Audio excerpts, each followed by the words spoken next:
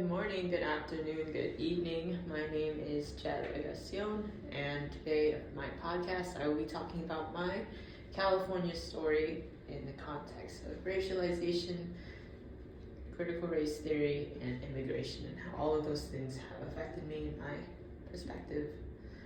To preface, I want to say that I am sick and I will be coughing throughout this podcast, and I apologize, but unfortunately I was not able to get better in time for the podcast. And so I just apologize. Okay, to start off with my story, I want to talk about my experiences at my previous school, Biola University, and how over there is where I truly felt the pangs of racialization for one of the first times, or one of the most intense times that I have throughout my life. And I remember a particular moment when I was walking from my dorm towards the cafeteria, and I just remember seeing or feeling like there were eyes on me and looks at me, and I couldn't feel like I was comfortable or I understood what was going on. I just knew that there were eyes on me, and that I was just extremely uncomfortable because that school is mostly a predominantly rich, white, upper class but a student body and staff, and it was extremely uncomfortable for me and made me really insecure because I am a minority person who is someone who doesn't feel like that they belong over there. And so that particular moment when I felt like there were eyes on me and I was surrounded by people who didn't look like me, it just felt like there was something off about the school and something off about me, and then just because of the way I looked. I also remember hearing at that particular time, as I was walking up the hill right before the cafeteria, I overheard these two boys talk about this Latino conference event that the school was having. And they were two American white boys who said this about the event. They asked, why are we even having this event?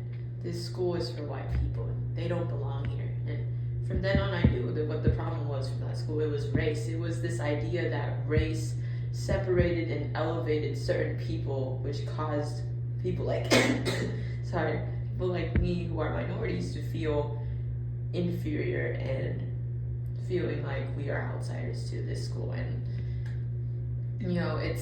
it's a Christian school primarily saturated with rich white upper class kids which I said before, and it seems like they know nothing else but their own world. And at this time, before I went there, I was never in tune with my Filipino self or gave much about race because I was just never in a situation where I truly felt like an outsider just because of my race. And that's how this all started. So to come back to me, I am a Filipino American with parents who were born in the Philippines but traveled to the US when they were teenagers, or before they were teenagers. So they grew up here, but they obviously have the roots in the Philippines but have strong roots in America as well. And because of where I come from, I've always had this identity crisis of being an American and Filipino. However, at the same time, I was always mostly surrounded by other Asians and minority groups just because of the cities that I've lived in throughout California, which are a lot, by the way. But I've just been mostly surrounded by people of different cultures or Asian cultures, and I never felt like I did not belong simply because of my race. So, which is why going to Biola and experiencing what I experienced was so mind-blowing to me, because at that time I didn't really feel it, but I always struggled with that side of where do I belong, or like, am I an American or am I Filipino, am I both, and what exactly does that mean? And to help with that question, I've always talked with my relatives and people that I know well, and hearing their stories helps me deal with my own, and their differences and similarities that they have with me is like what I use to base my life on and how I can grow and learn from them and stuff like that. And to preface with what I have to say about what my people that interviewed my family, I want to talk about this quote from Erica Lee's chapter, Chinese Are Coming, How Can We Stop Them, from Asian American Studies, page 144. It says that Chinese exclusion, however, also introduced gatekeeping ideology, politics, law, and culture that transformed the ways in which Americans viewed and thought about race, immigration, and the United States' identity as a nation of immigrants. And also on page 145, right after that, it says that blaming Chinese workers for low wages and the scarcity of jobs, anti-Chinese leaders first charged that the Chinese were imported under servile conditions as coolies and were engaged in a new system of slavery that degraded American labor. Chinese immigrants' purported diets of rice and rats was also cited as a clear sign that they had a lower standard of living, one that white working families could not and should not degrade themselves by accepting. These quotes, they are the foundation and the outline of what my family has experienced and what people that I've interviewed and known throughout my whole life. Because back then, when the Chinese exclusion era began and this anti-Asian sentiment feeling starting to emerge, race became a political tool for those to use to further themselves. And because of the past of this idea of viewing Chinese people as a threat to American jobs for Americans, and that their culture was inferior to white culture, it has continued on to today and has affected my family and so many other people. And it's crazy to me that the past is still so alive, and it's the present and ultimately the future, because it will continue to move on. This feeling that white culture is superior to things that they are unknown, like Chinese culture at that time. It's crazy how much it continues. Anyways, as I interviewed my family, they all had these different answers, but mostly similar. And one thing that I wanted to talk about was my dad. Is when he came here from the Philippines, the biggest differences and struggles that he had was obviously because he was an immigrant. There is a language barrier between English and Tagalog, obviously culture differences, and something that he told me that was interesting was that back then in his time in the Philippines, everyone, forgive me, interacted with each other outside, and nobody was alone or isolated in their house. However, when he got to America, it seemed like everyone was kind of sticking to their own side, sticking to their own stuff, and never reaching out and wanting to create that community. So I thought that was interesting that the Americans, or from what my dad has experienced, want to stay in their own lane, I want to say, while as my dad's used to, the Filipinos would branch out and want to interact with each other, and that difference definitely shook him. It was like kind of a culture shock, and it's something interesting to know. And I also asked my dad, did he experience racism? And he said an automatic yes. And at school, he felt like he was an outsider because the American white kids would look at him very, very differently, and he just repeated that theme that he would get looks throughout his whole life because of how he looked. Another thing he mentioned was it was a little easier for him growing up in California because, of course, there are so many different minority groups, or so much culture in California, and it's easier to get along with people in his job that was mostly consisted of Asians. However, whenever he was in a room or a place that was predominantly white, he always had that uncomfort and this feeling that he was being treated differently. And the way that he thought about discrimination was that it made him afraid and uncomfortable and insecure to be around only Americans and white people, and he felt angry about this a lot, and he wanted to see the injustices that he faced go away, but unfortunately it still has not today, because that is just how the world works. And Another story that I had from my aunt was that when she came here, she felt like she had to prove herself, and she did. She worked incredibly hard to become a nurse and is largely successful today. And her experiences and setbacks as an immigrant and the language barrier did not stop her from pursuing what she wanted and pursuing this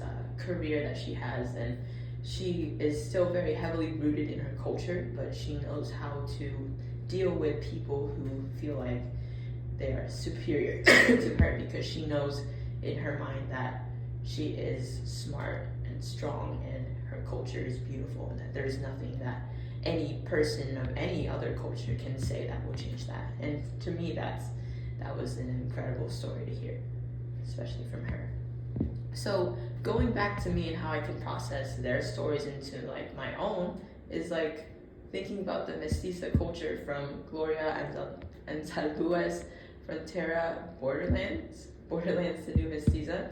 I think I want to start off with this segment by talking about the quote in page 78, where she says, the ambivalence from the clash of voices results in mental and emotional states of perplexity.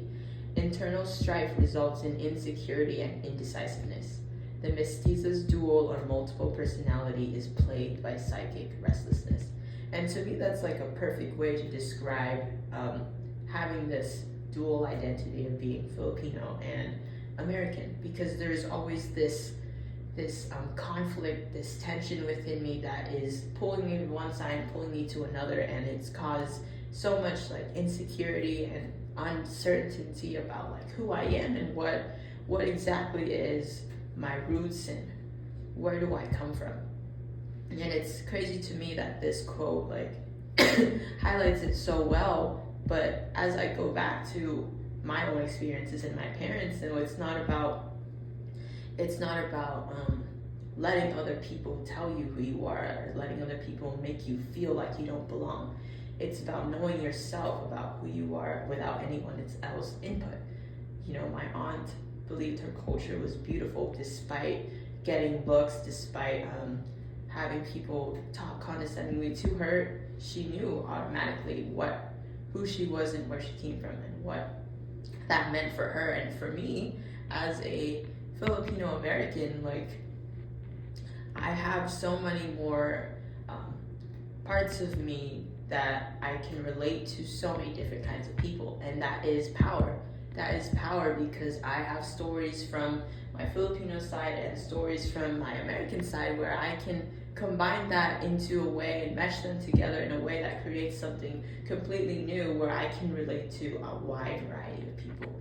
And in California, as I was saying before, there are so many different people with different stories, cultures, and wherever they come from, but we can all agree that there is this identity crisis, but at the end of the day, that identity lies with you and you alone. And that's how I kind of got my mantra of like how I live my life, is that I don't need anybody else to tell me how I feel or tell me what I should believe about myself. And to go forward on that, like, it also in Gloria Anzaldúa's quote in page 81, she says, "Yet I am cultured because I am participating in the creation of yet another culture. A new story to explain the world and our participation in it. A new value system with images and symbols that connect us to each other and to the planet." So it's not about being pulled from one side to another. It's not about who's better. It's about learning from both sides and making that into something completely new, something unique, and something that I can embrace and be proud of regardless of what anyone else says. Because at the end of the day, in the end, I'm able to create something that can allow me to connect with a large amount of people. And that's what power is. Power is being able to link and have empathy over the things that we see other people feel. And because I am able to know two different sides of the story, and I can ultimately mend them into one, because that's what it is. I am one person. I have so much power in my stories and what I know and what other people tell me. But the story for me doesn't stop there. I want to highlight why I think critical race theory and the teachings of ethnic studies is so important, especially when I felt so inferior at Biola. The power of ethnic studies, especially from Latina Republic's Generation HB 2281, how the banning of ethnic studies led to a national uprising, kind of shows just how empowering it is to teach ethnic studies and teach the culture of yourself in a way that makes you feel like you're valid for being that way. And I want to start off with Cervantes' poem, for the young white man, and it says, "I know you don't believe this. You think this is nothing but faddish exaggeration, but they are not shooting at you. I do not believe in the war between races, but in this country there is war." And it's in this statement, she doesn't want to believe in this, that race is something that could divide people, but in reality it does, and there is a need to address this. And people may say, as for example the young white man who told her, why are you doing this if you're so educated? There is a need to do this because the targets are at the people who are fighting to have their stories be told and to be listened to. And the people who don't understand this will, of course, not be able to see the importance and significance of this because they are not involved or they don't have the same problems. And a story that I want to talk about is when I was talking to my boyfriend's mom. She is a really nice white American woman who asked me and looked me in the eyes and asked me if I ever experienced racism. And when I said yes, she was shocked. She had no idea, and she said something to me that didn't stick well with me. However, I do understand it. And she said, "I want to stick in my own little bubble. I don't want to know about the racism, the discrimination that's alive because it makes me sad." And deep down in me, after hearing that, I thought to myself, well, you can do that. You can, because the target of that racism and that discrimination is not you. And that's why it's so important for groups from Latina Republic's article, like the United Non-Discriminatory Individuals Demanding Our Studies. It's so important for them to come together and fight this urge to silence our stories just because people feel guilty or bad about knowing them. And so, segueing into the 2008 incident where the Mexican American Studies program was attacked by legislators in Arizona because they felt that the classes were meant to indoctrinate students and create hatred for other races by breeding ethnic solidarity, and which in the end that study was ultimately banned by Arizona governor. And it's so interesting to me that what they were banning was simply their stories, their culture, their language, their art, their history, and that to the governor of Arizona felt threatening, even though this whole time minorities were not able to tell their stories because they were treated as lower, as inferior. So it's crazy to me that there is this effort to completely destroy ethnic studies and to bring it down because it creates division. However, there is already division. There is already a difference and a significance to race because it has been created so long ago that it's not going to disappear just because someone says race doesn't matter. Because unfortunately it does matter, because there are differences that need to be told. And that's why I think critical race theory, or the push for ethnic studies and it to be taught in classrooms, is so that students like me don't have to feel guilty for being a minority and for possibly fearing that we would hurt someone else. Lastly, I want to end with what we began in class, which is story is power. For Miranda's chapter, California is a story. At the first chapter that we read, it says, story is the most powerful force in the world, in our world, maybe in all worlds. Story is culture. Story, like culture, is constantly moving. It is a river where no gallon of water is the same gallon it was on seconds ago. Yet it is still the same river. It exists as a truth, as a whole, even if the whole is in constant change. In fact, because of that constant change. And I just want to say, my time in California has been so fruitful in knowing who I am and who others are because of story. Because how I can listen to my parents and how I can develop my own stories and think about the way I live because of the things that I've heard. And it is so crucial to get everyone's stories heard and to be listened to in order to create that change and that power needed to get rid of this ideology that there is a superior or inferior race. There is differences in all, and that's okay. And those differences need to be highlighted, but in no way does that mean do we have to hate each other. And the only way to get that through is by listening to other people's stories and being open to no matter whatever people has to throw at you, or because you never know just how true those statements may be.